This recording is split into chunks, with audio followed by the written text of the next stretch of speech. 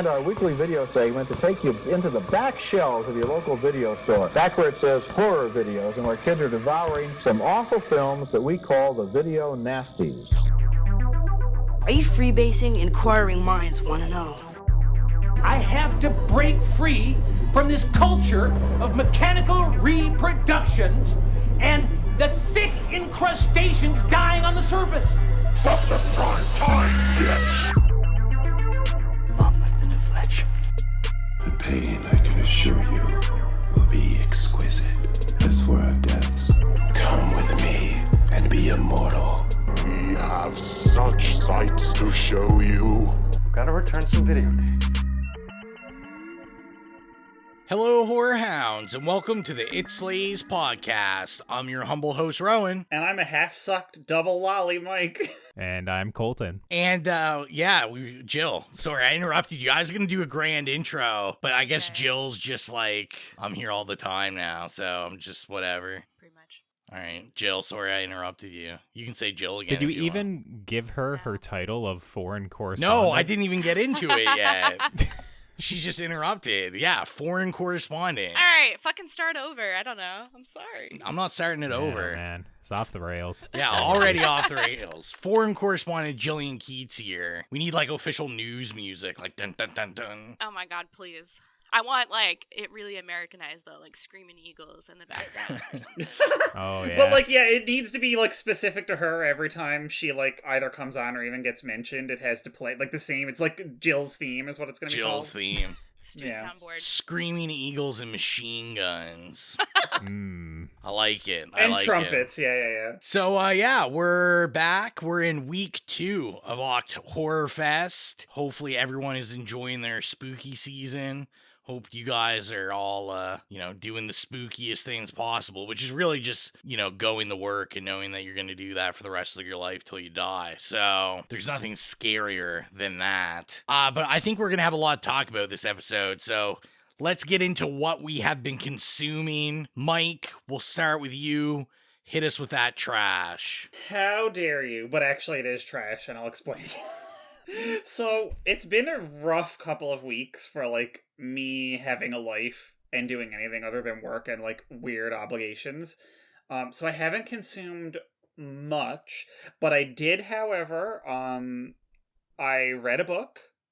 Actually, I listened to the audiobook, and it was The Last House on Needless Street by Katrina Ward. And it is a horror book. It was my book club pick.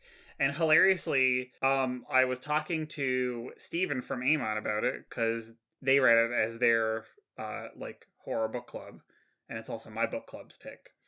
And we were just essentially talking about how it was trash. Everybody loves this book, and they're like, oh my god, it's like this book that you, like, will never figure out what's happening, and blah, blah, blah. And I literally, in, like, 15 pages, knew exactly what was going to happen, and then spent the next 300 pages waiting for it to happen, and then it happened, and I'm like, now what? Anyway, so I'm going to say, maybe y'all would like it, maybe not. I am definitely in the not category. It had a lot of really good, like, mood and atmosphere, which I really enjoyed, but the plot was just kind of like, well, whatever. It's like they wanted to Agatha Christie a horror novel, and I'm like, no, just don't.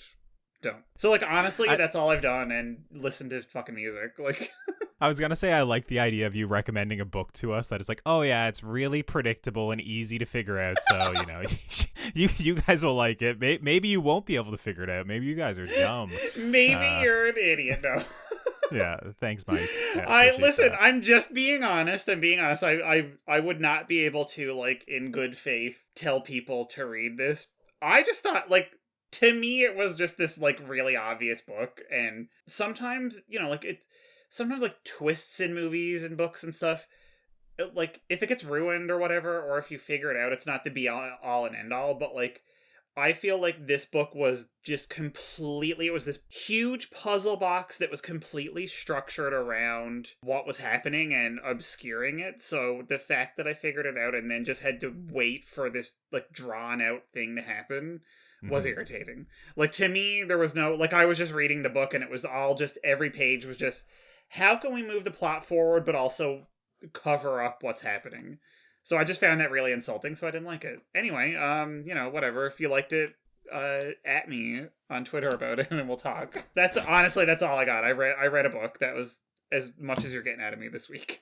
What about you, Jill? What have you been consuming? I'm reading Harleen by I don't know how to say this author's name. It's very foreign. It's like Stipan Sajak, Pat Sajak. I don't fucking know. But it's really good, and I love this author. I'm also reading and have read some like spicy graphic novels from the same author, so they have a really cool style. Oh, nice. I like the cover. Yeah, it's good.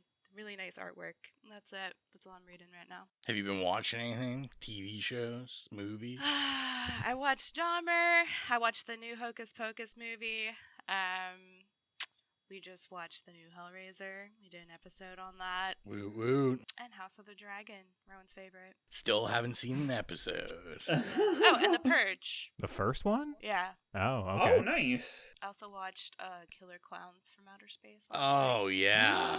Oh, yeah. Did Ro get you to do that, or did you do it of your own volition? Okay. I have like a real sexy, super expensive edition of that on Blu-ray. I bet you do. One of my all-time favorites. How did you like it? I was very inebriated when I watched it, so I will have to watch it again. Jill, that's the only way to watch that movie. No, it's the gift that keeps on giving. Only way to watch it. You'll want to watch it all the time. Yeah, you've got to give yourself another shot and another shot and another shot. Yeah, I was pretty into it, but yeah, didn't retain much. How about you, Colton? Oh man, I feel like Eeyore this week. It's just like all of my picks were everything I watched was a disappointment. And similar to Mike, I'm just working all the time as well. So don't worry, darling. I don't really know where to begin with this. I guess maybe the few things that are positive about it, like, the cinematography is like absolutely gorgeous. The score is really good, even if it is a little bit too similar to Us, like a couple years ago. Like, I didn't like Us very much, but the score is like one thing I do actually remember from that movie in my head, out of like Lupita Nyong'o's performance.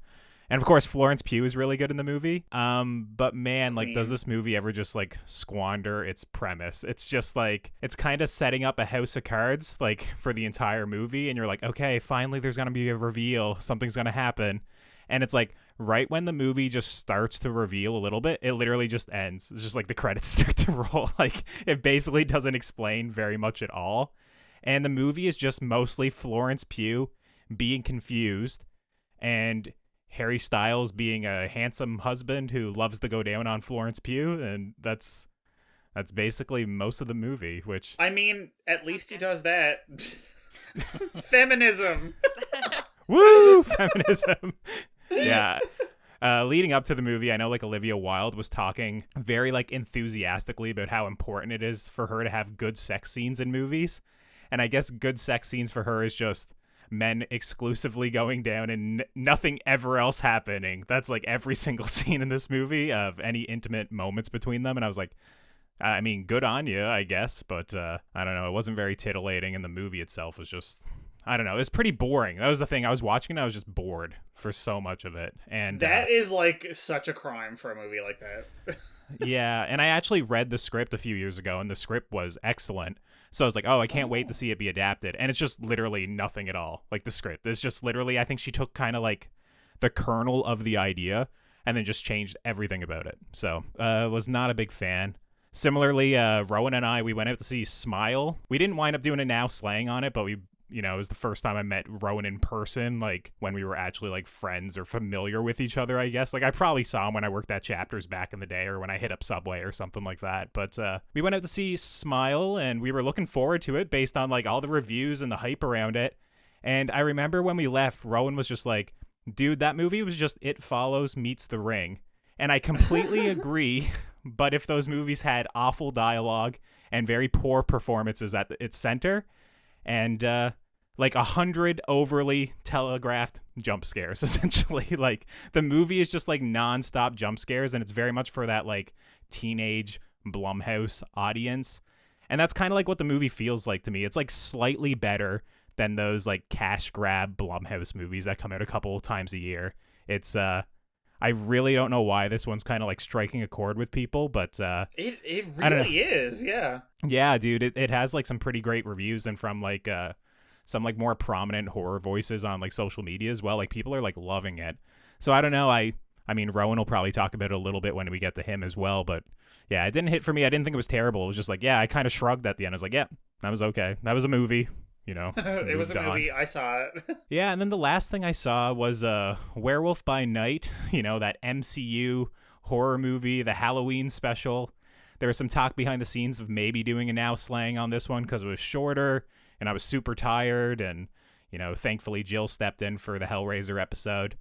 But I'm glad we didn't because once again, it's just like it's something that didn't land for me. And it just kind of feels confused. Like the first half, they're trying to be very authentically like a Universal monster style horror movie, you know, with black and white aesthetic, tinny audio. You even got like the cigarette burns in the top right corner to tell the projectionist to like change the film reel. Like, and then the second half is just literally like a Marvel movie action sequence for a half hour long with like bunch of visual effects and all these like snazzy camera movements and everything. And it's just like, they don't match at all.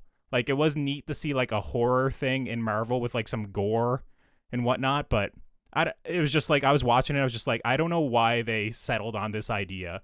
And outside of like the score, which the director is like a famous, you know, the composer, right? I forget his name right now. I think it's like Michael Giacchino, I think, if I'm not mistaken. So like the score was really good, but like the movie itself was just like whatever. Like once again, it was one that I saw some people excited about and basically being like, this is the most creative thing Marvel has done in years. And that might be true, but they've also haven't really done much that's been good the last couple of years. The bar is really low. Exactly, right? So, yeah.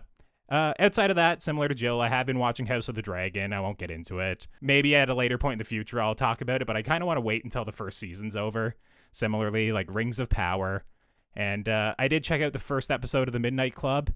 Which I keep wanting to call Midnight Mass. I don't know why he released two TV shows with midnight in the name 1 year after one another. But yeah, I'll probably have more to say on all those sometime in the future. Rowan, what have you been watching or consuming? Yeah, so not much. Like Colton said, we saw Smile. We were pretty much the same on it. I was just like, you know, if you're a teenager and you're going to see this, just go watch It Follows. Like, go watch The Rain, but mostly go watch It Follows.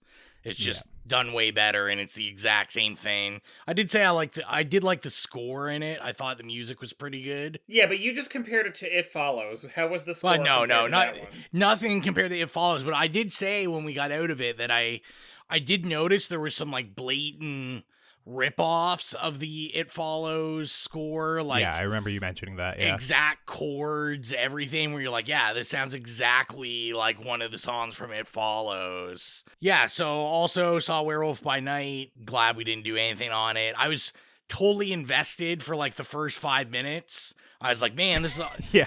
I was like, this is awesome. Like, it's Universal horror. Like, this is so different. And then, yeah, just as it continues to go on, you're like, nope, it's just Marvel being Marvel. Yeah. And it was like, I was really excited. You know, Man-Thing is like an awesome character. And I'm like, of course I want to see Man-Thing like on screen.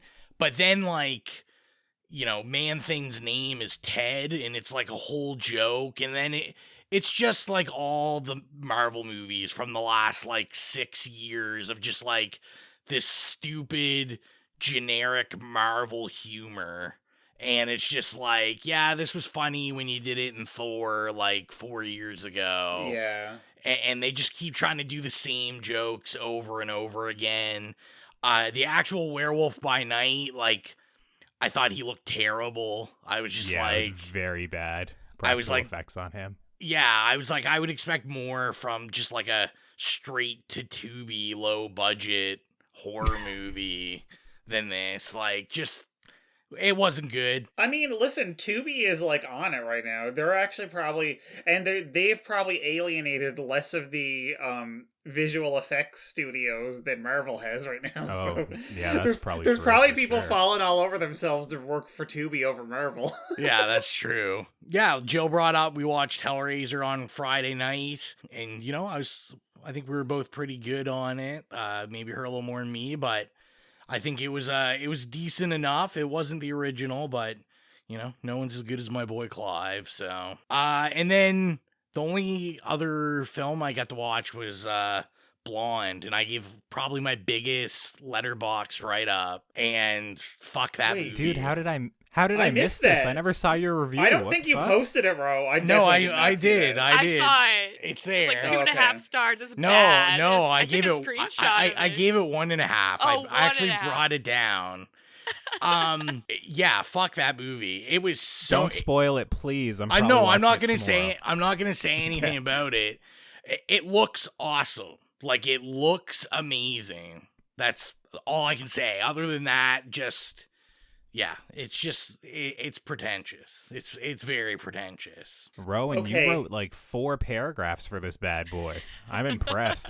I was very upset about it. I was just like, man, this movie is terrible. I have 3 friends on Letterboxd who reviewed it, and you were the most generous. Yeah, You gave it a 1.5, another person gave it 1, and another person gave it a half. Yikes. And my big thing was, like, I know the general criticisms of it were, like, the rape stuff and all that. Like, that wasn't even my issue with it. It was just, like, everything else. So, yeah, that's all it needs to say about it. I finished Dahmer last night. I enjoyed it. I thought Evan Peters was awesome. I said that when I was in the middle of watching it, but I did really enjoy it. And I saw the first episode of The Midnight Club. It's my jam. I know it's not Colton's jam. It's my jam. I love it. I'm just a Mike Flanagan stan. Also, the 90s needle drops in it are so good. Just the first episode, I was like, yeah. When they dropped Cypress Hill, I was all in. I was like, all right, we're here. We're in the 90s. Not Cypress Hill. Oh, it's so good. It's so good. I don't like Insane in the Membrane Cypress Hill drop, but it just worked. Okay, fair. But yeah, that's really all I've been watching. I was away in Newfoundland visiting all these people except Jill, because she makes bad decisions and moves to the United States. So, yeah. And to everyone's disappointment, when you were here, we didn't get to do my idea of all of us getting together and just having a giant drunk movie night then just recording it. I have a bone to pick with that, because you guys actually called me out on the It's Slay story, and you were like, oh, Colton couldn't make it because he was working. No one even asked me if I was free that evening, you bastards. And I could have been free that evening. I was off at like 6:45 or something. But it hurts, but you know. That was definitely my fault, because I was definitely I was going to say, don't blame it. It was definitely my fault, because I was definitely like, oh no, Colton never gets off till like 11 o'clock, and I just thought you were working hard, man. I didn't know you were hardly working. No, I'm definitely still working hard. I'm working like 65-hour weeks between Monday and Friday, but you know, I just go to work really early most days. But it's all right. We got to see Smile together. Real. I'm sad to report I didn't make it to second base, guys. So did you do the popcorn trick? What? Popcorn? The bag of popcorn? You put a hole in it? The old hole. Yeah, I was doing that old trick. Extra butter. Extra butter. Oh no, not that.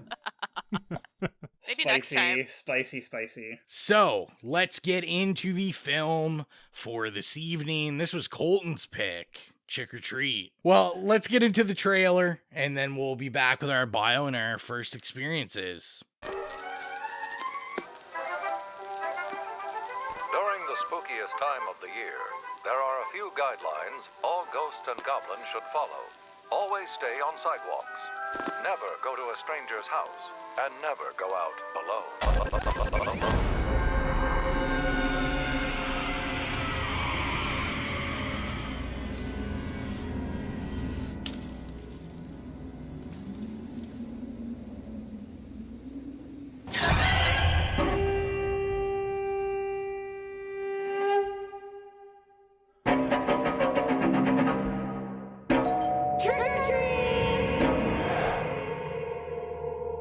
This is the one night that all sorts of things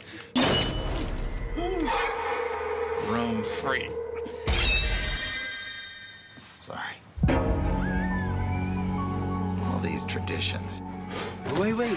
What? You're supposed to keep it lit. Why? Ancient tradition? Putting on costumes, I look like I'm 5. You look great. What did we do now? We meet our dates. jack-o'-lanterns. Why are we here? To pay our respects to the dead? The Halloween school bus massacre. They started to protect us, but What in God's name are you doing down there? Hiding buddies?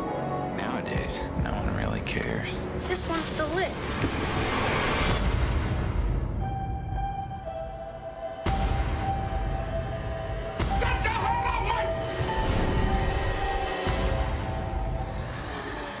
What is that? It's them. Oh my God.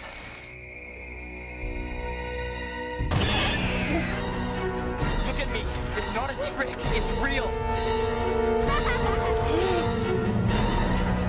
Tonight is about respecting the customs, not breaking them.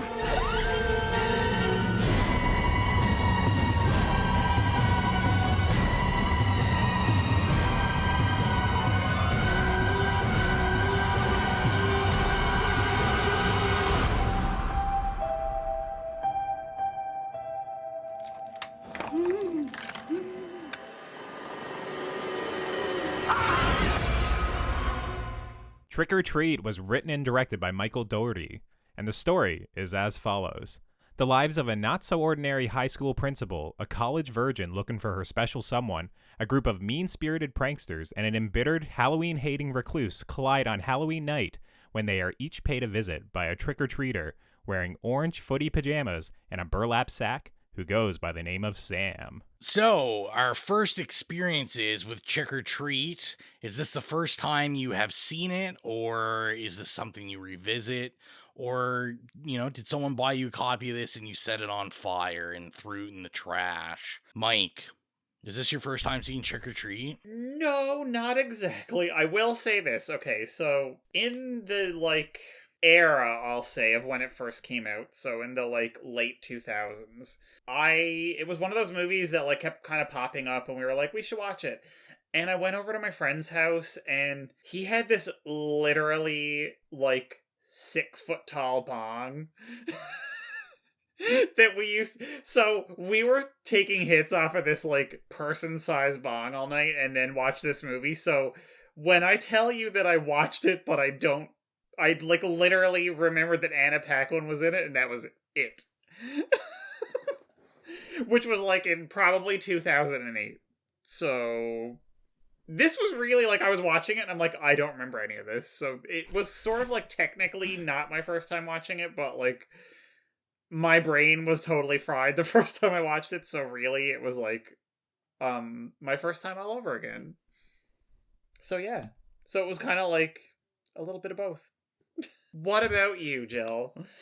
I understand your experience because I don't retain anything from Killer Clowns from Outer Space last night. So, it's... Jill, there's nothing to retain. There's nothing there. It's a human experience. And as always, I've never seen this before because I never see the shit you guys recommend. So I rented it on Amazon Prime for $3.99 and I watched it today and it was... I'm not going to say anything else. It's my first time. You're reserving judgment. You gotta send it to someone, Jill. What? He's telling you to pass it on. Lob pass the ball it to somebody else. Oh, is that what we're supposed to do? This is therapy. Okay, Yeah. Colton. How about you? Is it your first time, Colton? I hope you just leave that in there, Rowan, and do not Please edit it out. Because we're all just kind of chuckling now. But no, I rented this back in the day. I remember watching it at a friend's house, in the basement. We went to Just New Releases was the name of the movie store where I grew up. Nice. REEL was very, very good. But yeah, we rented it, and I remember we put it on. We completely didn't understand what a horror anthology movie was. We didn't really understand what having fun in a horror movie was. It was this isn't scary. This is stupid. So yeah, I watched it back then. I didn't have very fond memories of it. But kind of as I got a little bit older, this is one that I probably return to every couple of years. I'm not 100% why I chose it this specific time, because I did watch it only 8 or 9 months ago. So it was kind of quick succession of rewatching it. But I think it was just kind of the Halloween season. I was this is I was going to say it's thematically Exactly. Yeah, it was just when I was rewatching it, I essentially remembered everything. I was even like, do I need to like rewatch this right now? But yeah, I've seen it probably 5 or 6 times, after an initial viewing that I hated or strongly disliked the movie. But yeah, it's one I return to from time to time. What about you, Rowan? I was trying to remember if I saw this in the theater, but I don't think I did. Well, obviously I didn't, yeah, because it never came out in the theater, so I guess I was just about to say, unless you watched it 3 days ago, you have not seen it in theaters. But I guess when it came out, I probably saw it like a couple years after it came out, but I remember seeing it, and I've revisited it a couple times. I have this, no one can see it, but I have this beautiful Scream Factory Collector's Edition of it. This is one that I think they need to put in 4K, but I'll leave it at that till I rate it. So yeah, let's get into the meat and potatoes of it. The review time. We know where we're starting, guys. Your favorite scene or favorite kill. Colton, we'll start with you. Yeah, so this was one when I was watching it, obviously. I was kind of tossing around in my head. What am I going to pick here? Because there's a load of very clever kills or clever scenes, at least in the movie. But I think the one that kind of stands out the most in my mind is the initial, like the principal making the jack-o'-lantern with his son. And because it's kind of like a gnarly kill, just in terms of like it's a little bit shocking, but also it's kind of the first time when the movie gave me the confidence that I believed, like, okay, this is going to be more clever than I originally thought. And I think the movie makes good on that promise. Like, I think it does consistently kind of have little twists and surprises throughout. So I'd probably go with the jack-o'-lantern scene. What about you, Mike? That's a good one. That's a really good one. Yeah, because it's always like pulling the rug out from under you. It's very like sly and clever like that. Okay, so this is gonna sound so fucking stupid, but like I love the vampire turning into a werewolf devouring scene. Of course. But when I was watching this, I was like, it's a fucking Mike scene, yeah. It so is. I was like, this is like what I love about it's like horror is like scary and terrifying and gross but sexy, you know what I mean? And like to me this was like everything that I love about horror mashed up in the one. Also love Anna Paquin, and one of my girls from the L Word is in it as her sister. Love that. Also because I forgot everything about it, I forgot some of the little twists, like that Dylan Baker was the one in The Mask, and the whole movie I was like, oh my god, that fucking vampire is hot. And then when they took his mask off, I was like, fuck, that was fucking Dylan Baker, that fucking creepy ass bitch. And so I kind of loved that. I was like, shit, like I've seen this before, but I still had the rug pulled out from under me. And I loved that, even though I obviously had blocked out most of it because I was in a reefer haze. That was just such a great scene. It was like, it encompassed everything that was really good about this movie. Like, it had multiple, like, twists and kind of shocking moments. It was funny, it was sexy, it was shocking and gory, and, like, nudity out of nowhere, because it kind of, like, has a television feel for a bit, and then all of a sudden they're like just tearing their clothes off, and like it's just this bloody orgy, right? So like everything about it, I think, like you said, it's very me. So I don't want to step on anyone's toes if they pick that, but I had to. It was such a Mike scene. Jill, what about you? Funny enough, that is also my favorite scene. Okay, sorry, but that's just our taste. Yeah. We're the same. Yeah. So I was like screaming, crying, fucking throwing up when it was happening. Shitting, I texted Rowan. It was amazing, and the soundtrack during that part, I think like it had like a cover of Cry Little Sister. I don't know who did it, but I love that song. Yeah. What? It was Sweet Dreams, Marilyn Manson. Oh, it was Marilyn Manson, Sweet Dreams. There was another. I'm not there yet. Oh. Okay, I'm saying before this, when like the vampire dude is targeting Anna Paquin's character, I think there is a cover of that song, and then it transforms into Sweet Dreams. It was pretty glorious. Yes, I loved it. And that scene where they're around the campfire before everything like breaks loose, it kind of reminded me of that scene I don't know. At first, I thought they were going to be witches because it looked like a coven around a campfire, like in The Witch, like in Chilling Adventures of Sabrina. Yeah, it's all women, right? So it's like very feminine moon energy. Yes, it also reminded me of True Blood, which is funny because Anna Paquin from True Blood is targeted by a vampire, and then she turns out to be a werewolf, and like it was amazing. Sookie. Oh God.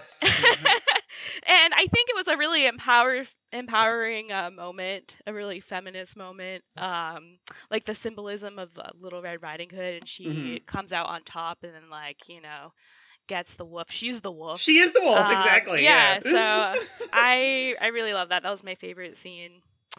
And yeah, what about you, Rowan? So, I mean, now I got to switch it up because you guys picked that scene. So let me switch it up here a bit. My favorite scene is Anna Paquin when she turns into a werewolf, because that was the best scene. Fuck you guys, just stealing it. The minute Mike said it, I was like, God damn it! I knew that was gonna be. I know. I was like, everyone is gonna hate me right now, but guess what? I'm going first. As problematic, I know we're not supposed to listen to Marilyn Manson anymore. Yeah.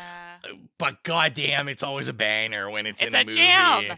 It is a vibe. But in the late 2000s, that song was like the staple needle drop in horror movies and trailers, everything. And kind of, you know, even with this watch, you know, knowing I did remember all the twists and the turns, I kind of thought about like how well they planted it so that like if it was your first time watching it, like I would have immediately actually went to vampires and been like, oh yeah, these guys are vampires, because they give them that vampire look with the eyes changing and the fangs coming out, like beautiful and sexy, like when they're slicing their skin like a dress and then they're just kind of peeling it off. Yeah, it's like the zipper on the back. Yeah, and it's just like, it's so good, and like, goddamn, just thank you, practical effects. Just like, thank you. Like, it looks awesome. Michael Dougherty knew what he was doing. He like... Also, like, let's just take a moment to acknowledge that, like, everybody acknowledges kind of universally that, like, vampires are sexy, because we all know that, like, you know, vampirism is like metaphorical for sex, but like, goddamn, they really gave werewolves their moment in the erotic sun. You know, like I said, they're like fucking tearing flesh off and shit, but like that is a sexy ass goddamn scene. And like a I don't want to say a coven, a like whatever of like women werewolves, just like a gaggle. A gaggle. There you go. I was gonna say, dude, you're forgetting about the Twilight movies. Just all those shirtless men running around all the time. Werewolves getting their time in the sun. Are they men or are they mannequins? But yeah, and I just like, I appreciate it. I know, you know, like I usually do with these, especially when I have like the Scream Factory. So I'm like, I sat down, I watched like, there's like 3 or 4 hours of special features on this on the disc, and just like, especially with this scene, like just listening to Michael like talk about how he wanted to make sure like the transformation was nothing like that has ever happened in werewolf movies, and like his influence of the Howling in this. And I was just like, yes, like I love it, because I'm just like, this guy is 100% a horror nerd just like us. I thought it was kind of interesting that he was talking about the original Psalm wasn't Sweet Dreams, that it was actually Peggy Lee Fever, and that's what they played like during the shooting of the scene. But then he was like, an exec was like, I want this to be a little like edgier and new age, not, you know, as good as Fever is, but yeah, like I just all time scene. And like to do the Peggy Lee and not to do the like near dark version, because like now I feel like that Cramps version of Fever is very like horror movie, you know, like horror trailer, but like, yeah, the actual Peggy Lee, because it's so good. It's so, like, it does have that, like, a bit of a creepy factor to it. Yeah, it's got like that. Okay, I need a fan edit where they just do that scene with Peggy Lee's fever. Yeah, well, and I mean, it was kind of interesting because, like, I went back and I was like, oh, like, let me re-listen to Peggy Lee's Fever, and like, it's just, yeah, it's got like, it's like this '60s old timey like strip tease, like real sensual, sexy song, and I was like, yeah, like this could have almost worked and been like interesting, but I mean. Sweet Dreams also works. I'm a sucker, so I was like, yeah, give me the Maryland. Just jam on it. So, yeah, anthologies. Do you guys like horror anthologies in general? Or are you usually not a fan? I'm obsessed. Yeah, me obsessed. too. I absolutely love them. Yeah. I will admit... It's like the movie version of a short story, right? Exactly. Yeah. And you get to see a bunch of different voices and like what their takes are on a bunch of short stories. But what I will say is most horror anthologies, if you got 5 stories, you have 2 decent ones and then a couple middling ones, then usually like an absolutely like god-awful one. So they're a very like hard thing to review because it's like, okay, I really like 2, but realistically 3/3 of this was kind of shitty. Where I find this is just like every single story I think works on its own, but then it's also so clever how they're all interwoven together and about how the frame narrative is taking place in the background before it finally comes like to the surface at the end and like wraps everything together. It's I don't think there is another horror anthology that's like this. Like I don't know, like a creep show, you're telling the different comic book stories. You know, VHS, you have the distinct different VHSs. Even if they're trying to make them exist in the same world, it's very like, right? Like where you're changing. This is like just one director, and it's kind of like a feat of screenwriting how he managed to like wrangle it all together. So I love horror anthologies. You know, I watch every single one basically that comes out if it has any amount of heat.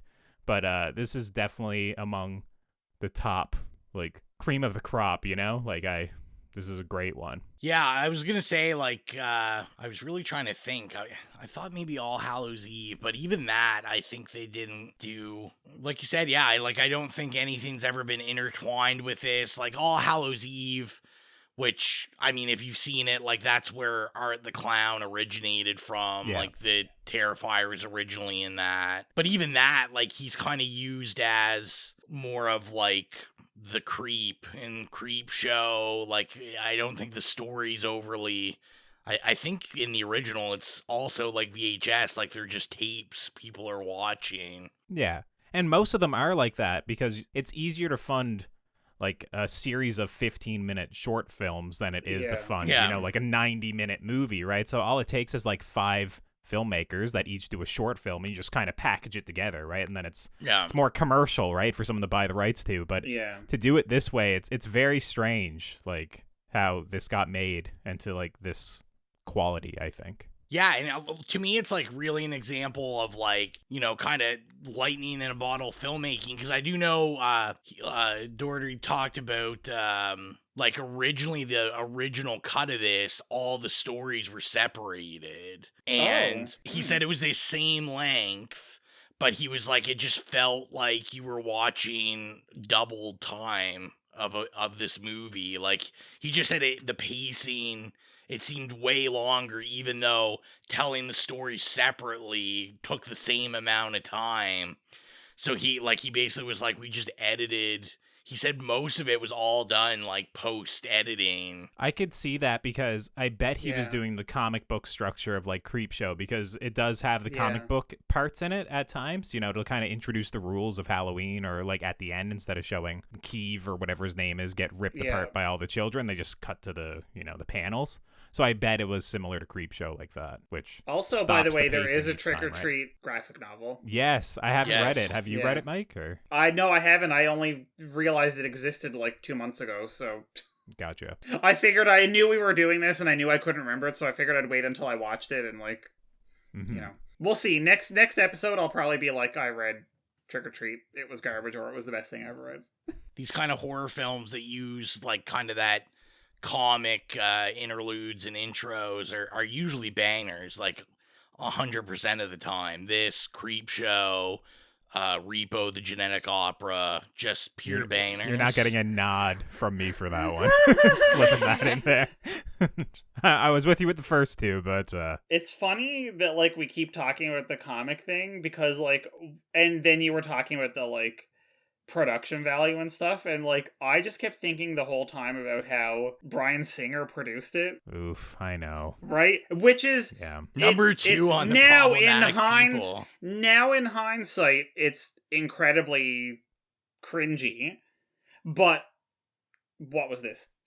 What's math? 15, 14 years ago? Whatever. Yeah. Nobody knew what was like. Bryan Singer was like, "Oh my god!" You'd be like, "Fuck yes!" Like, please. And the fucking director wrote the best X-Men movie, X2. Yeah. So the fact that like, and you know, Anna Paquin obviously was in the first few movies. Like, just the fact that there's like all this, like they had their fingers in a lot of the like comic book stuff, and this is just like also a comic book movie, but like in a totally different way. And I just think that that's like really cool. You know, it's like this, like fingerprints of comics all over this. And I guess I was going to say, I'll insert it here. If you do have the Scream Factory Blu-ray, or even on YouTube, I'm sure it's on YouTube. But, like, so Sam is actually, like, from Michael Dougherty's thesis in NYU. He had to do, like, an animated short, and it's called Season Greetings. And I got a chance to check that out last night. How was it? I haven't seen that. I mean, it's really short. It's only like 2 minutes long. Okay. But it's super interesting. Like, I actually really like the look, I guess, of the original Sam. It was like a white bag, and it was almost more of like clown eyes. Like, he looked a little different. It was a lot more child-esque than... even more so than this. Like, there's no talking or anything. It's just music. It's like a silent animation, and it's just like Sam being mischievous. And I was gonna say, yeah, I just wanted to inform people that you should check it out, because it's just interesting to know, like, I love these projects that are just like pet projects of directors, and like, you know, we're talking about like how, you know, everything we're saying, like, you can tell in this, like, how much, like, love and care he had for this project, like, you know, as opposed to, what do you do, Godzilla, King of the Monsters? Yeah, sadly. God, that movie was awful. So bad. I'm curious, Jill, as a first-time viewer, how did you find the, like, intertwining? Like, did it get confusing at all for you? Or, because I was going to say, I just had saw some early reviews when it first came out that like people like had gotten a little like confused about their, like, at first I didn't really know what was going on and how they were telling the story. So I'm just confused, like, what you know, for all of us, we're like multiple time watched. Yeah, it was really interesting because I love anthologies, especially when it comes to books. I love short fiction and reading different short stories and stuff. So it was interesting when I saw that it was going to be that type of structure, but it was really seamlessly blended in together, and I kind of prefer it that way because, like you guys mentioned VHS, when you're watching VHS, it's cool because you get your different videos and such, but you start to forget kind of what's happening after you move on to the next one. But you can't move on from the story because it's all blended together, so I feel like it leaves a more lasting effect in your mind, and I can recall all the stories very clearly as opposed to VHS where afterwards I'm sitting like, okay, what happened? You know, so I really like that. Yeah, it's like the structure is so strange. It's like an anthology movie that is also just essentially like a feature. You know what I mean? Like it's a movie that you could easily, and this to me, it like speaks wonders about the editing. Like the fact that they could break it up and kind of like rearrange it and like still make it this like, it's like a cohesive story from the beginning to the end, but you can see how they could easily just like chop it up and then put all the stories together like one after the other, and it would still make sense. You know what I mean? It's just like, it kind of blows my mind that like this was how they decided to present all these stories, right? And it's wonderful. Like I said, it's like fucking seamless. It's memorable because it feels like you're going on a journey. Right? Like, it sounds Yeah. stupid, but like, Yeah. yeah. It feels a lot larger than what it is. Yeah, like what exactly. Most horror anthologies are, right? Like, you really know the world of Trick or Treat when you're watching it. Like, so much so that, like, the opening scene, right? Like, that's actually, like, chronologically, like, the end of the movie, right? But when you're watching it, you're kind of like, okay, that's a cute little cold open, whatever. It doesn't really matter. And then near the end of the movie, when you see them pulling up and you see, like, the shot differently from across the road, and you see Sam kind of see her blowing out the candles, and it's like, it reframes, like, the beginning of the movie, right? And it's almost like you can just sit down and watch it again. And there's numerous points in the movie where it's like, oh, that character's from a different story, like, you know, the werewolf scene, right, where the vampire winds up being the creepy principal and shit, and you're like, but wait, I just saw him at home, and you're like, oh, never mind, like, it's just, we are seeing, like, these stories there, it's non-linear, it's not chronological, and it keeps, basically, you said earlier, like, pulling the rug out from under you, and that's, like, what I love about it so much, that it's, like, even when you get your, like, head wrapped around it, it still constantly, like, surprises you throughout, like, it's so fun to watch, and at only 82 minutes, it, like, accomplishes, like, so much. Like, I feel like almost every movie we review, we wind up saying, like, oh, I could have been, like, 10 minutes shorter, you know, it might have been stronger. Like, when I was listening to your Hellraiser review, you're like, it was 2 hours, it would have been stronger if it was 90 minutes or whatever, right? It's 82 minutes and accomplishes, like, so much more than most 2-hour movies do. So, and this doesn't need to be any minutes shorter or any minutes longer. It's, like, the perfect in and out. Absolutely perfect. To me, like, the stories, like, none of them seem rushed. They're all, like, complete, they're full, and they're, like, satisfying. Like, I really can't even pull a loose end on this one, like, because I was thinking, like, as I was starting it, like, you know, and I'm recalling, I'm like, oh yeah, this story is gonna come, this story, and then I was trying to think about, like, maybe this story wasn't as good, like, me, at first I was like, maybe I didn't like the Brian Cox story as much, and then when the Brian Cox story comes, I'm like, no, this was a fucking banger, like, this was awesome. Also, shout out to the fact that they purposely made Brian Cox look like John Carpenter. That was the goal, is they wanted him to look like an old man John Carpenter. Oh, really? That's sick. So, which, like, there's tons of nods. They also have, like, a 58 Plymouth in the school bus story, so that it looks like Christine is in that story. Like, just, like, the appreciation for it is, in the care, is just so well done. I was gonna say, one thing I really noticed too, and was also how I thought he did a good job where most horror anthologies we go in and it's just like, you know, you're watching a horror movie, and how he didn't make these feel like necessarily horror stories, but they felt like fairy tales, which I thought was like a very interesting play, where even though this movie is like we said, like, there's blood, like, you know, we're stabbing knives and the kids' heads that are cut off, and I was gonna say there's multiple dismembered bodies. Like, multiple. But it still has, like, that childhood playful feeling, like, it's whimsical. It's right? very like, whimsical. Yeah. That's a really good word for it, actually.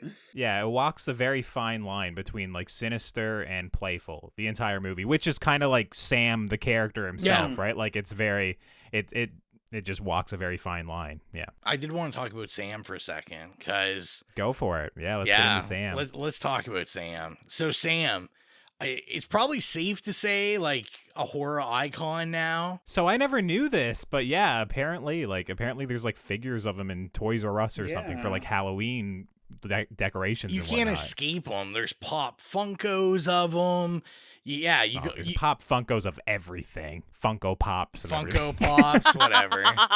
Ro is, like, just, like, losing his nerd cred by the second. I know, jeez. But yeah, like, I was in Spirit Halloween, like, a couple weeks ago, and most of it is trick-or-treat stuff. Like, there's probably more trick-or-treat stuff in there than there is, like, Friday the 13th or Nightmare on Elm Street. It's insane. And yeah, it's crazy. But yeah, I was just curious at, you know, each of you guys, how you feel about him as an icon, you know, in the pantheon? Is he up there with like Michael Myers, or is he even at a higher level with like the Leprechaun in the highest of levels? Oh my god, I love that. That's the S tier, Leprechaun. What about you, Jill? What did you feel about Sam? I thought Sam was freaking adorable.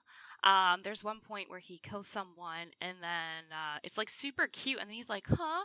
And it's like, really like cartoony, and then he gets shot or whatever. I don't know. I laughed my ass off this entire movie. This movie is so funny.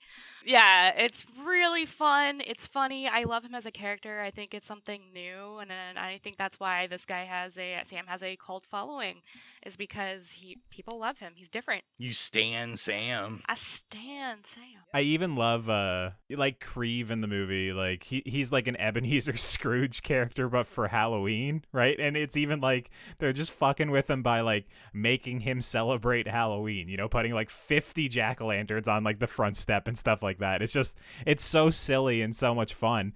And then like you have the ultimate reveal that he's the bus driver. That is like, it makes it like, oh my god, this is like dour now again. It's like, oh, that's fucked up, but like it's so funny, like leading up to it, where it's just like this crotchety old man and they're just decorating his house and putting shit up there. It's throwing candy, making him give it out. It's like, that's actually my second favorite scene. Yeah, especially when he goes out, he sees all the pumpkins, he's like, oh shit. So he goes into his house and there's like blood all over the wallpaper. It's like, trick or treat and stuff like that, and there's fire. It's so funny. And the other thing I like about Sam, actually, and I was wondering if this was connected to the beginning with the kids on the bus, because the kids got candy, like poison candy on the bus, and then they all like died or whatever.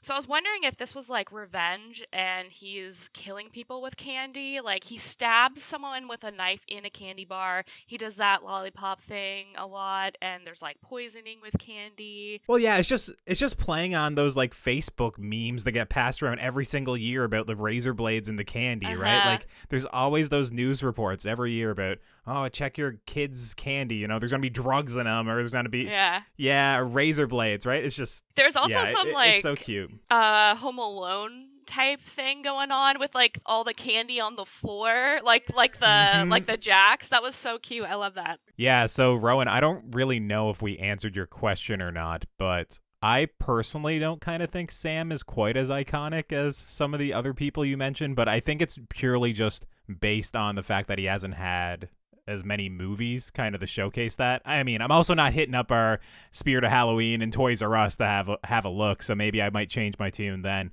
But I think it's kind of wild that they've been trying to get a sequel made for this movie for like 15 years and haven't gotten anything off the ground in that amount of time. Although I did Google News because I remembered that they were going to re-release this, and I thought, oh, this would be really cool. Like, maybe we'll get it here. Turns out that no, it's only at like 2 theaters in the States, I think, that are playing it. It's so lame. They should have. Yeah, it's so stupid. And I was like, yeah, but I mean, it's a huge cult hit, right? Like, I think you put this out everywhere, it would make money. 2 of our theaters are playing it on the 31st for like actual Halloween. They're playing it in the city. Sick. I thought about it. But yeah. When I Googled it, like all of my news hits, I like did Trick or Treat and then hit the news tab. It was all whatever his name is says Trick or Treat sequel is definitely on the go. It's happening. So there was like literally like 45 or 50 news articles about it is happening. There is a Trick or Treat sequel. So apparently, according to this guy, it's definitely happening. That stuff always scares me. I don't like you kind of like, you said, Colton. I just don't know if you're gonna catch that lightning in a bottle twice.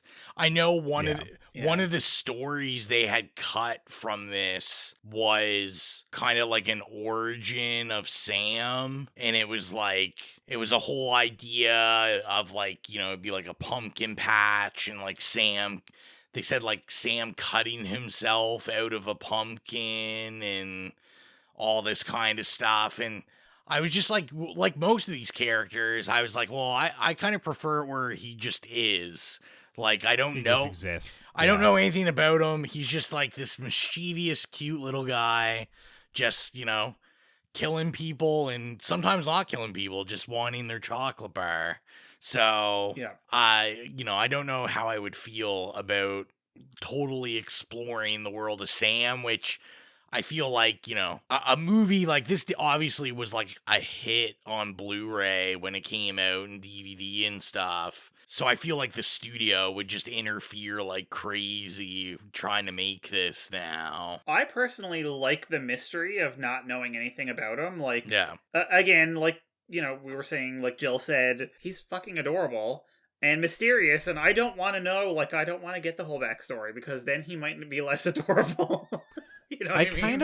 I kind of think I'd be fine with it, because I think the movie would present it in such a way that it was a good little short story on itself, and then it'd be like a reveal or a twist later on in the movie that it's No, this now is true. we know that's Sam. It wouldn't be just like, 20 minutes of how he became Sam. It'd be like twisty and turny, and then like in retrospect we'd know, oh, that was Sam.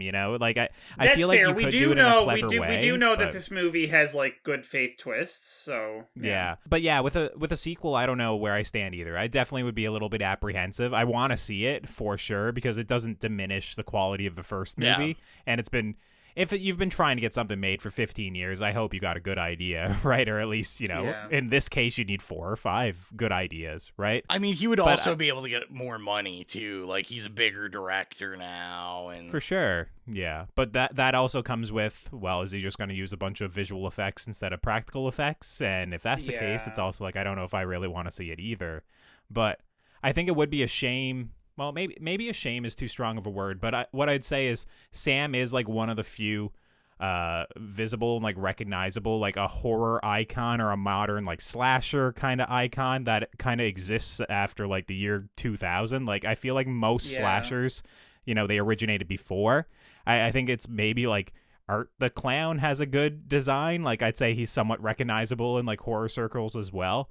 And then Sam and I don't know. I'd have to think a little bit. Do you know another one, Rowan? Are you thinking? Or I think that's it. I was gonna say like, I mean, I can't really think any other thing. I was gonna say like maybe like some of the like Purge mask stuff where you're like, oh yeah, it's from the Purge. It kind of has like a neon light type stuff in the later installments. But like even that, I wouldn't like. It's not a character. It's not. Yeah, like a singular. Annabelle from the Conjuring movies. I don't know. It's not the same idea, but I don't really know. We're kind of at a loss for establishing those sorts of characters or iconic like slasher villains nowadays. We don't really do it. We are in that like kind of recycling era. Yeah. There's not a lot of like original content in a way. I was gonna say another thing that I'm a big fan of with this film is obviously I've posted a little bit on Instagram, but like I'm a big Halloween mask collector. So I collect a lot of like lots of masks in this movie. Yeah, the masks are fantastic. Especially obviously I like a lot of the stuff from like the 1958 story cuz that's kind of my collection is mostly like vintage masks and like the Dracula and the bunny and like even just like one kid just got like a paper bag on his head with with drawings. And I thought it was kind of interesting that I saw in an interview that they said that those kids, they used kids on the film that had like cognitive and physical disabilities, and that like they just kind of let them come in, and apparently they had like the time of their life. They were just like, yeah. Oh, I would say so, yeah. They let them like they helped them with the mask. He said they based the designs off of pictures of kids from back then that would have been in like those types of like schools and stuff and like masks they made. But he basically was like, yeah, we just like fed these kids candy the entire time they shot.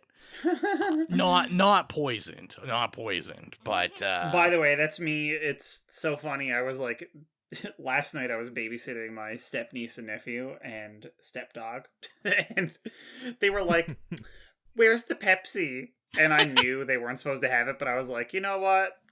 Uncle Mike's babysitting you. I was like, the Pepsi's down in the basement. They went down in the fucking basement, and I don't know what the fuck they were doing down there, but they were bouncing around all night, and it's just like, yeah, I can only imagine feeding kids candy. It's probably the same thing. That is the most Newfoundland shit I've ever heard. Where's the Pepsi? The Pepsi. One of them's allowed to have Pepsi, but the other one isn't because he has ADD. So yeah. Okay. You gotta love that Pepsi. Literally, if he has like a glass of Pepsi, it's like So game over. funny. Like he won't sleep for like 2 days. So they were like beating around at the top of the house at like 11 something, and I texted my brother and I'm like, what time are they supposed to go to bed? I'm just sitting down here watching Bob's Burgers and the Batman movie. Like, I was like, sorry, I'm not gonna tell you that I fed them Pepsi, but I didn't stop them from drinking Pepsi. That is very Newfoundland. You're right, Jill. I never really thought about that. Yes. Tin of Pepsi. So I'm curious if anyone else other than me, this viewing especially, this is probably the first viewing I noticed, but I really, really enjoyed the score in this.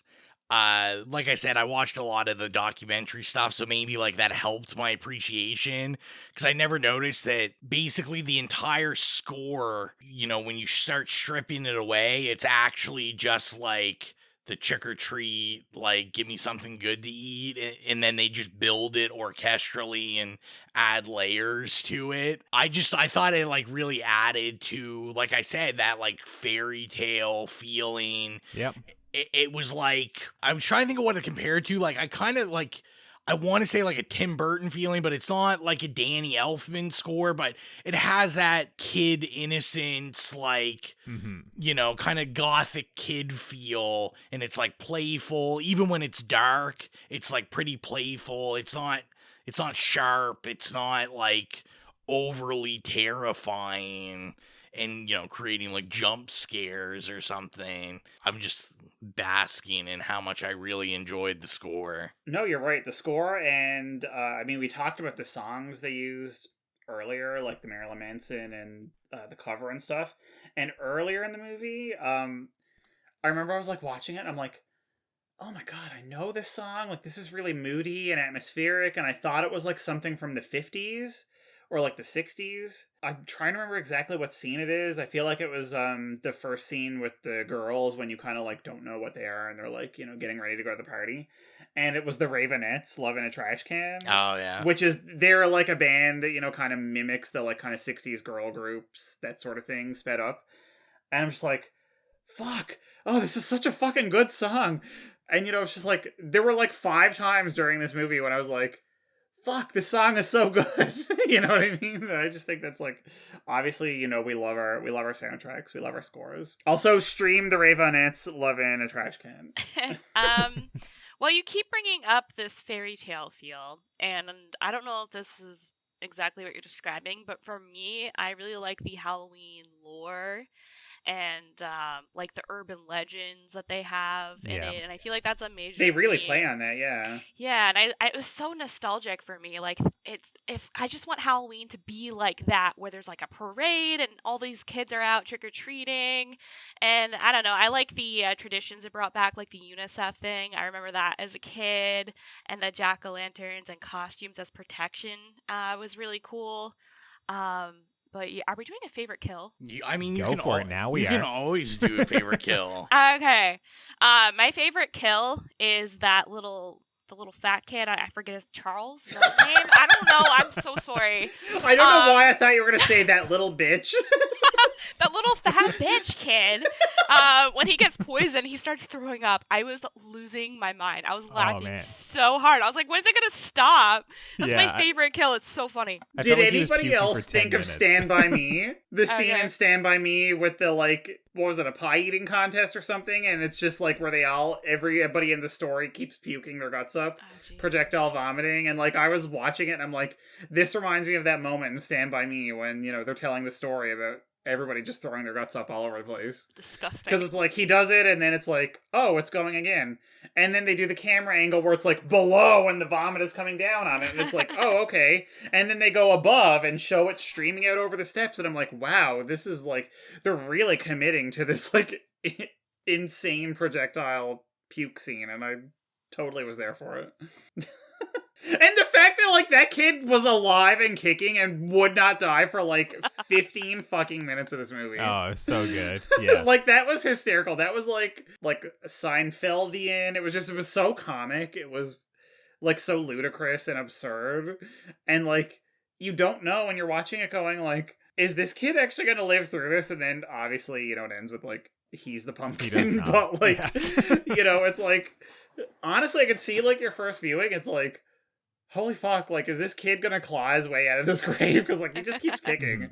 And, like, good for him. Like, you kind of think he's gonna be this throwaway, like, oh, he's dead in 2 seconds. And then it's like, no, man, that character, he had, like, some, like, Energizer Bunny, like... Dude, it's because he's got diabetes. He just kept going. He ate all this candy.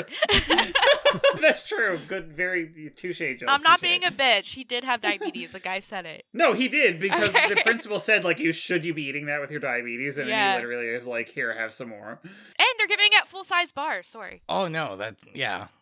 Baller House giving it the full-size bars, even if they are poisoned.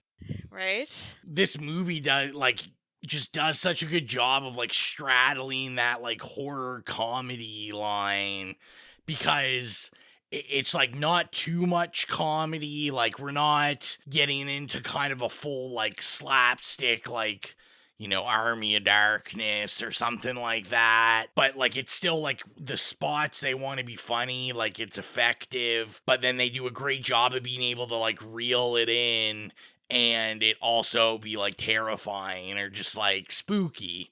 I guess I'd say spooky, not, I don't think anything here is like unsettling or like terrifying. It's like spooky. Yeah. Yes. I don't know though, that whole like the bus scene, like, like the flashback when, they're telling the story or whatever. Mm-hmm. I mean, obviously I was like, oh my God, like I was just like, I was like terrified for them, and I was like, I know this is just a movie, but like I got really emotionally involved in it for a couple minutes, so I know, whatever, but it was Fuck them it kids, was a little Mike. bit terrifying to me. Yeah, it was kids. It was kids. Bleep that it was, out, like, helpless as kids, and then all of a sudden he's like, I'm just gonna like fucking gas us it like over the cliff. I'm like, okay, cool. Yep. Oh yeah, there's horrific Cool, moments to yeah. the movie for sure.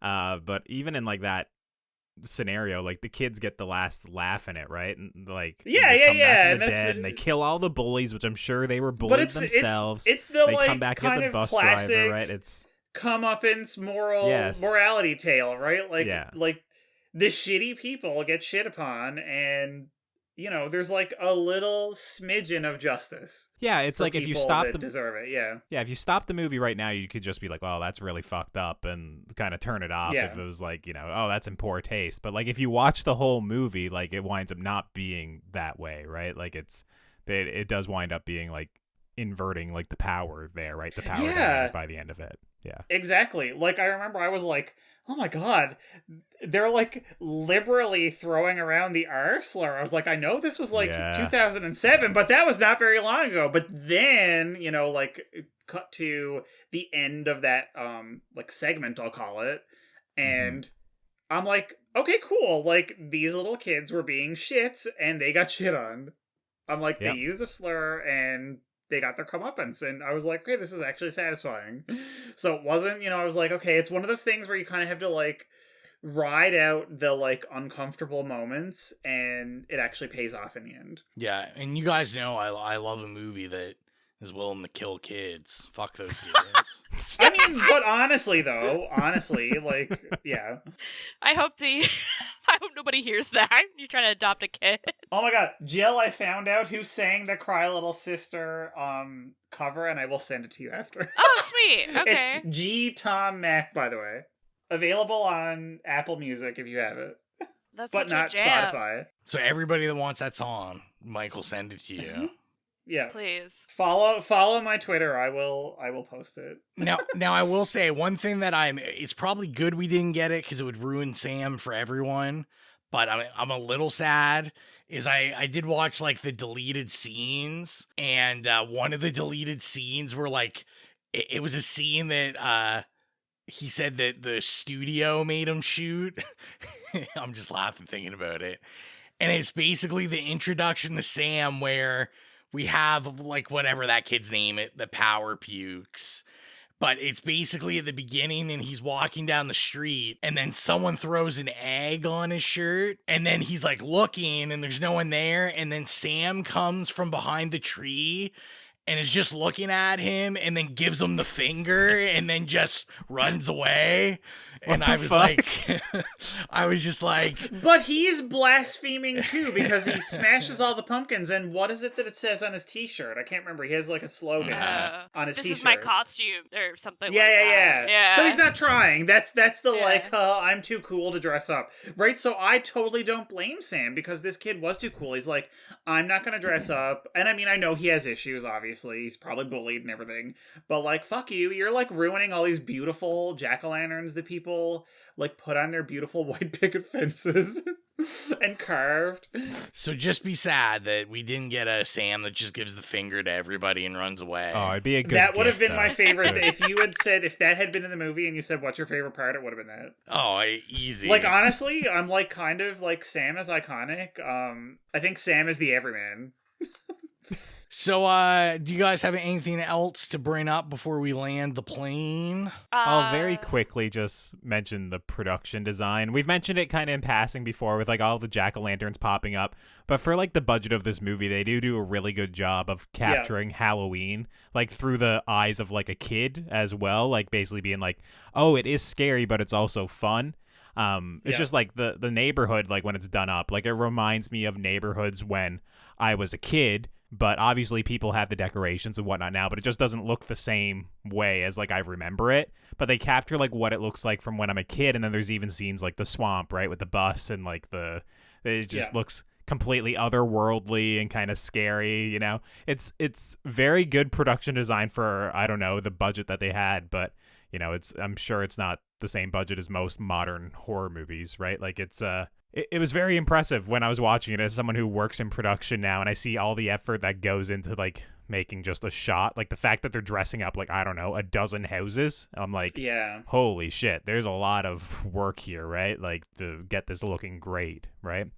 So yeah, I just noticed it this time for sure. I was like, yeah, this is really, really good looking. And Jill, I had you a were note about that too. I was like, the sets are fucking gorgeous. Like there's one point, I mean, it was all the houses and stuff too, but like I think the one that like really like kind of made me go like and like suck all the air out of the room was when Anna Paquin was trying to catch up to her like sister and friends, and she's walking on this like street or path or whatever that's like just strewn with like wet like leaves, but the whole street is just lined with lit up jack-o'-lanterns just like every 5 feet. And she's just like walking down this, and I was like, this is like stunning. And again, and you captured it. Like it's like this feeling of like magic, and that like there's just decorations everywhere, and it's like overpowering. And, you know, maybe it's like your childhood brain kind of like distorting everything, but like it captures that like nostalgic, like how you feel as a kid, you know what I mean? Like you're totally right. And everything is beautiful. It's so beautiful. And again, I think it's because of like cough, like problematic Bryan Singer, but like also they probably got like some really good behind the scenes people involved. All Canadian people, actually. Vancouver. Yeah, I Vancouver. believe it. I totally figured that. I don't know why. I was just like watching it and I was like, this is 100% a Canadian production.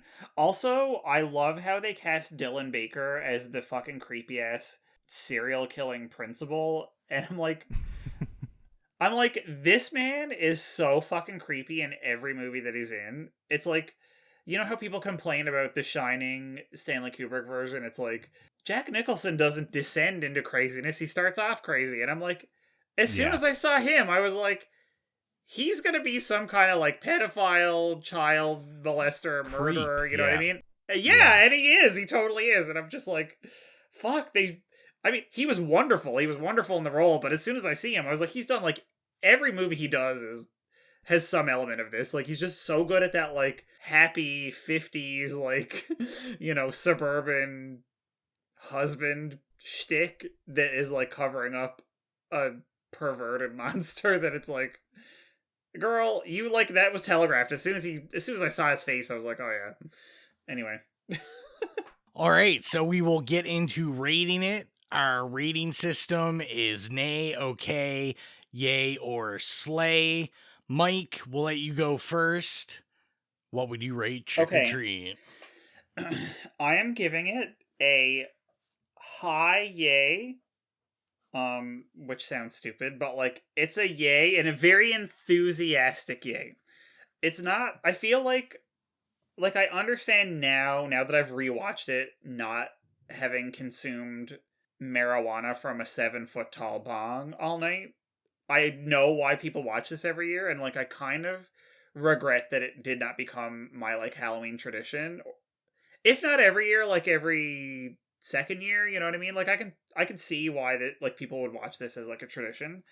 So I feel like honestly, in a couple years now that I've like watched it as a more sober person, that like I appreciate it, and I feel like my appreciation is going to grow over the next year and 2 years and 3 years. And I feel like if I have people over to my house on Halloween, this is going to be one of the movies I watch. So like right now we're like solid yay. Maybe moving to a sleigh a few years from now. So I don't know. What about you, Ro? I'm gonna give it a sleigh. I really like this movie. I can't really find a fault in it. I tried hard. I was like, I'm gonna watch it with a critical eye. You were like, fuck this movie.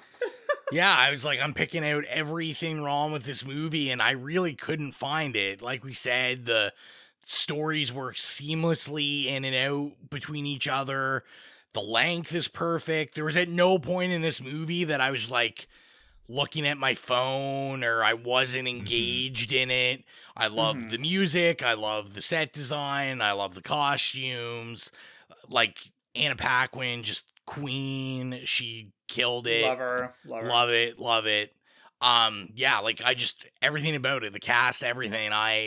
I think this is like, you know, I haven't watched this every year, and it probably every time I watch it, I say to myself, why am I not watching this every year?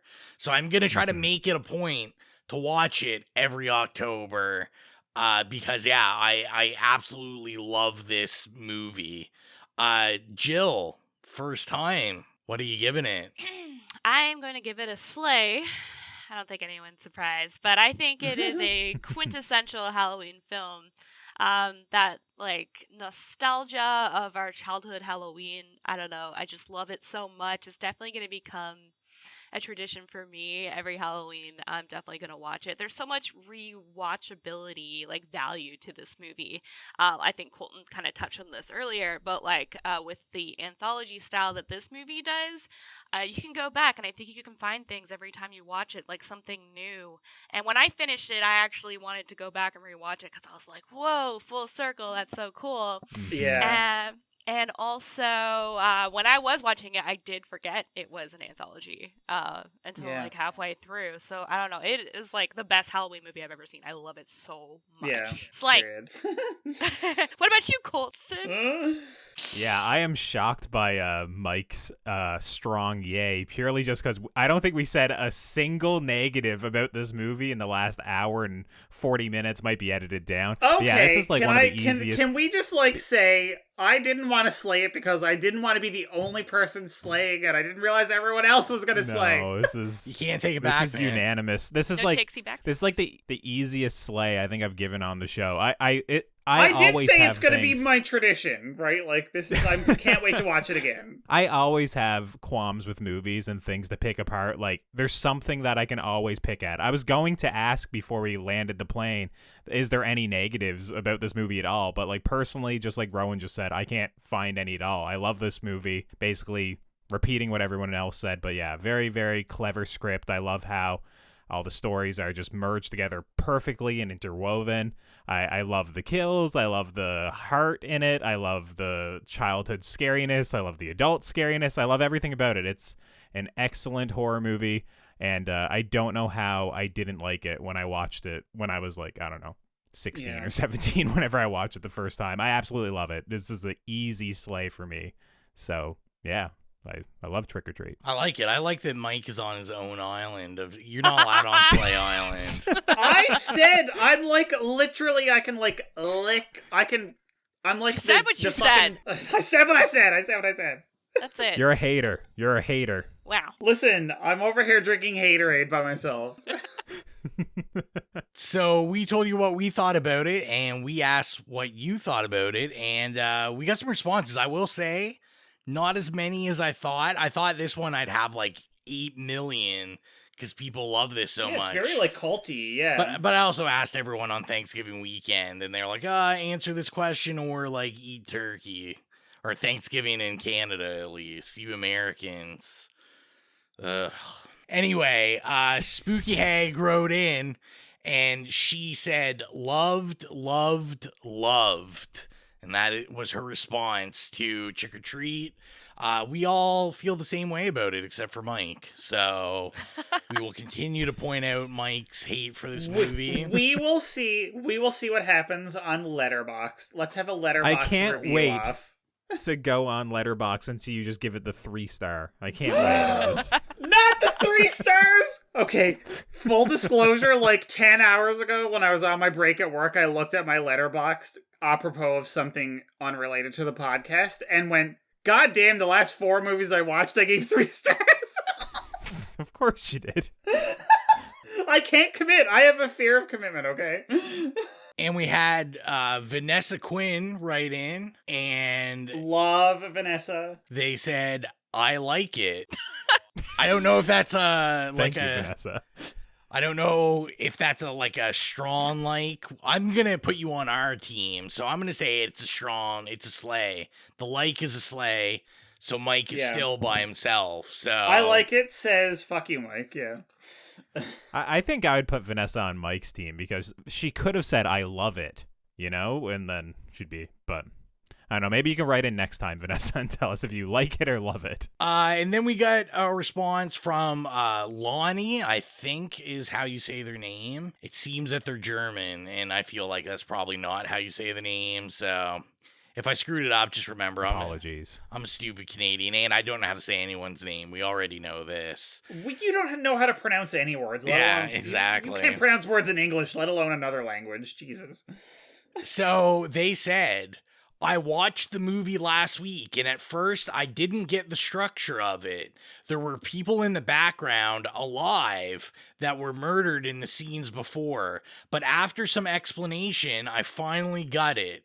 Also, Sam was very scary, and I don't think he is cute. Overall, it is a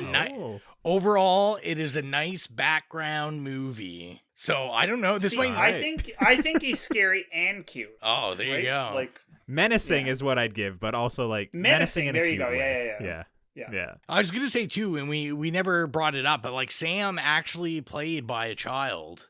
So interesting that a more iconic horror figure like that's a child, which makes sense because you want definitely seem like a child. Yeah, there's definitely one scene when it's when they're fighting that they cut to the wide and you can tell it's like a stunt guy who's jumping on the guy's back though because he grows like a foot or two like for just like a couple of shots. Okay, and it just adds to like the funniness of the scene, I want to mention hands down my favorite 2-second shot in this entire movie, and it's actually near the end with the scene where he's fighting with Brian Cox. And I can't remember what happens. I can't remember if he shoots him, but it cuts to like this side shot where Sam's body just goes flying into the wall. Yeah. I actually laughed. I cackled. I was like, that shot is so funny. And like the whole time I was watching it, I was like, I'm amazed at how funny this movie is. But like when that happened, because like up to that point, it was like, oh my God, okay. So this kind of like cute, funny, like scarecrow looking kid is scary now. But then all of a sudden that happens and I'm like, oh my God, this is actually kind of like slapstick and silly. It's very like kind of Laurel and Hardy, like, you know what I mean? Like body humor. So yeah. But that like literally I just keep thinking of that side shot of like Sam's body just flying into the wall. You know what I mean? It's, oh my God, I love it. Yeah, it's so good. And I think we're going into that horrific hotline. Oh my God, do we have another message on the hotline? This is incredible. Hi, it's Niklas back again for Trick or Treat, which I loved as a teenager and was surprised to see I still love now. It's a perfect little anthology horror movie for me. Well, anthology, unlike VHS or what's it, Creepshow, it's all connected. It's not standalone stories, which is for me, basically the best part, which I only now realized how perfectly all the little stories fit together, and all that with a really short runtime of, I think it's 80 minutes or something. It's a perfect watch just for an evening, even on a work day or late at night. It's brilliant. What I also really love about the movie is the way it plays with the viewer's expectations and then sometimes brilliantly subverts those.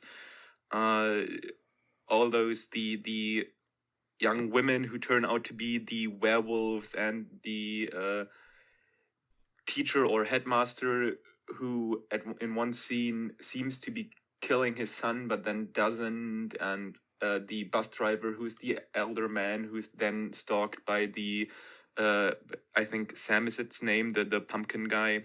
And speaking of Sam, he's the perfect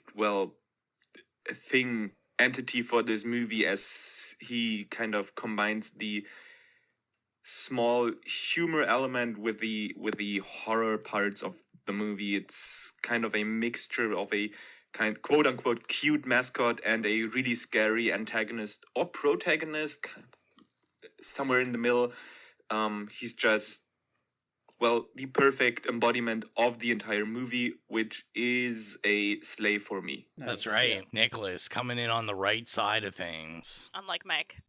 Yeah, like Nicholas gets it. He mentioned my favorite scene with like the principal with, revealing that he's not stabbing his son but stabbing, the kid. And he also mentioned the werewolf scene that is your three guys' favorite scene. And then talked about like basically everything we loved about the movie.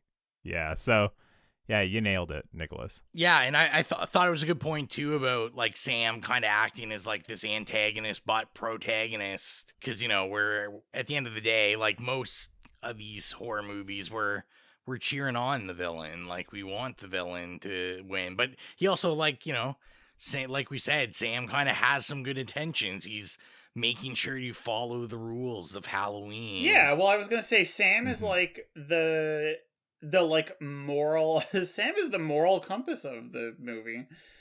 He deals the justice to those who deserve it, and he walks by those who have pure intentions and aren't pieces of shit.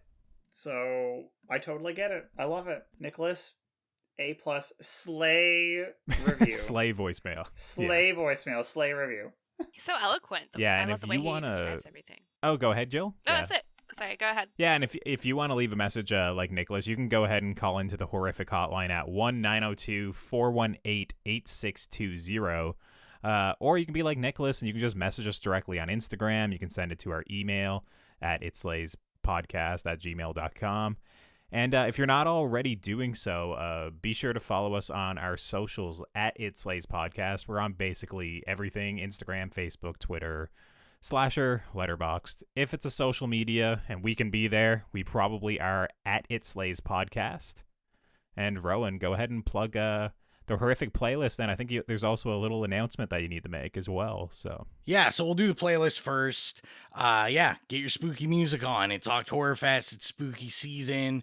So go to Spotify, go to the It Slays Podcast Horrific playlist, where we put songs from movies we reviewed that we enjoy, or just iconic horror soundtracks that we love.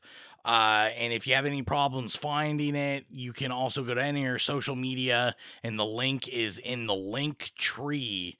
So yeah, big announcement. It's time for the Octhorrorfest giveaway announcement. You guys will be listening to this on next Sunday. We're recording on a Sunday. You'll be listening to the next Sunday, and the giveaway will actually go up on Monday. I think we have agreed to. So if you're listening to this on Sunday, you're one of those viewers that gets it right in your ear hole immediately. And you're like, where the hell is this giveaway?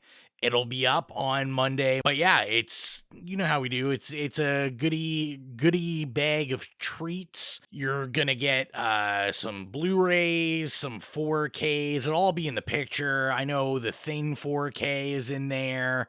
There's like some soundtracks, there's some horror pins, there's a t-shirt, an It Slays podcast t-shirt. So yeah, just go take a look. I will talk about quickly what you have to do to win it. So in order to win it, you have to follow us on Instagram. Also, basically we'll be counting points. So you get a point for following us on Instagram, and you get a additional bonus point for following us on Facebook, and also for following us on Twitter. You have to like the photo of the giveaway. Then you have to tag a friend in the comment section. And you can do that as many times as you like. Each will be worth a point. And then if you share our story, if you share the picture in your story, you get 5 bonus points. And remember to tag us, because I'm terrible at keeping track of that stuff. So let's hope I do a good job doing this. And yeah, we will announce a winner on our episode that will go live for Halloween on Halloween night. And also, just get them in. We'll announce the winner. Any other details will be written and everything. We'll have this posted everywhere. So just keep an eye out for it. Tomorrow. I'm pretending that this is next week, and yeah. And it'll be open for a week. And then, like I said, we will be announcing it. You'll hear the announcement on the 31st. So I think all that is left is for us to announce our Halloween episode. It's the big one, guys. We're going to be wrapping up spooky season. I mean, let's be real. All year is spooky season for us. But the real spooky season, and boy, do we have something special for you. We are, of course, reviewing a Halloween movie. We are doing Halloween 4. We are getting into the section of Halloween that I always forget about. And so we will be watching Halloween 4. Get that in your ear holes. And we have a extremely special guest coming. OG cast member Exilia is joining us for that one. So, I never even knew that. That's yes. awesome. So Exilia will be here for Halloween to celebrate the Halloween goodness. So anyone that has missed her just judging us relentlessly on the podcast, and the Shade Brigade was never the same. Yeah, the Shade Brigade is coming back. I feel like me and Colton are in trouble. Oh yeah. Oh no. Send your positive vibes, and yeah, get Halloween 4 into those eyes. And I think that is everything for now. Thank you, Jill, for joining us as always, foreign correspondent. You do your job Thanks for well. having me. Yeah, we'll have to get you to do some like foreign correspondentry work for Halloween 4. I'm not even sure Jill's seen all the other Halloween, so I have actually. Oh, this is when I've actually seen all of oh them. my Nice. goodness! Wow. Right? Okay. Oh my god, Jill. Okay. Maybe we just need to have a giant, like, party line. My god, my poor editing. Bro, You guys just want to kill me. We want to just grind you into the ground. So that is everything for this episode. Thank you for all the support. I'm your humble host, Rowan. Bye, it's Mike. I'm Colton. Bye. It's Jill. Bye. See you later. We're going to expand our weekly video segment to take you into the back shelves of your local video store, back where it says horror videos, and where kids are devouring some awful films that we call the video nasties. Are you freebasing? Inquiring minds want to know. I have to break free from this culture of mechanical reproductions and the thick incrustations dying on the surface. But the prime time gets. Long live the new Fletch. The pain, I can assure you, will be exquisite. As for our deaths, come with me and be immortal. We have such sights to show you. Gotta return some videotapes.